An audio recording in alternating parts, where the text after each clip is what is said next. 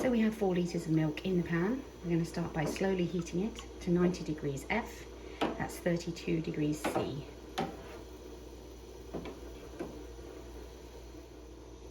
Now we've added the lipase and the calcium chloride in a 1/4 cup of non-chlorinated water.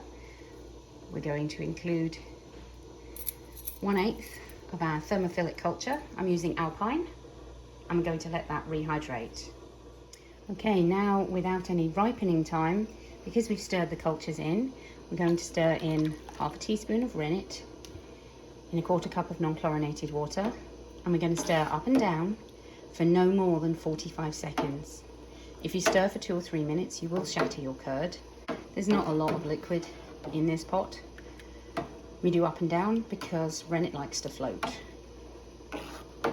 Now you take out your spoon and we leave it to set for an hour. At the hour, we're looking for a clean break.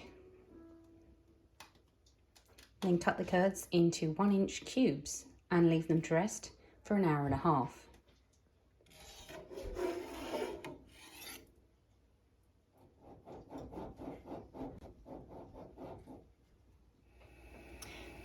Now we've been raising the temperature for half an hour. We've got to 128 F, that's 53 C.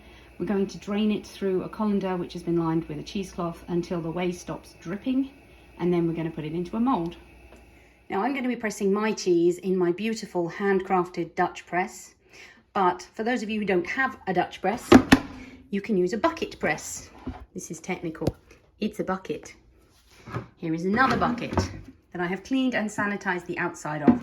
You can pick these up in a lot of food markets, delis, that kind of thing. You can tell where I got mine from. And then we just add a 5-pound weight in the top. So the weight isn't touching the cheese is under here, but there is movement, so you can tell the weight is actually pressing on the cheese. Now, if you notice that the lid of your plunger has gone below the lid of your mold there, you're going to have to deploy some kind of plunger extender. I tend to find these tomato cans work quite well.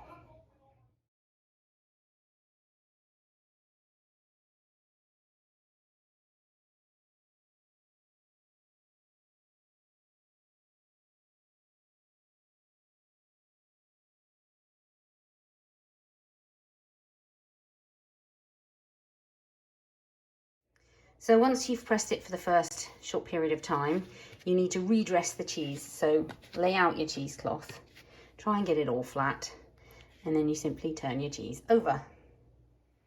You would now rewrap it in the cheesecloth and put it back in the mould, except the mould that I'm using is this delightful Margerero. And if I put the cheesecloth back in, I'm going to get the lines. I'm not going to get the pretty pattern. So I'm going to take the cheesecloth off completely now.